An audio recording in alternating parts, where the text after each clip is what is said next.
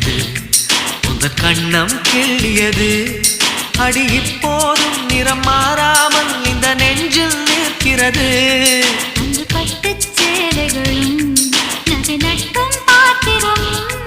உன்னை கேட்டேனே சண்டை போட்டேனே அது கண்ணில் நிற்கிறது ஜாதி மல்லிப்பூவே தங்க வெண்ணிலாவே ஆசை தீரவே பேசலாம் முதல் நாளிரவு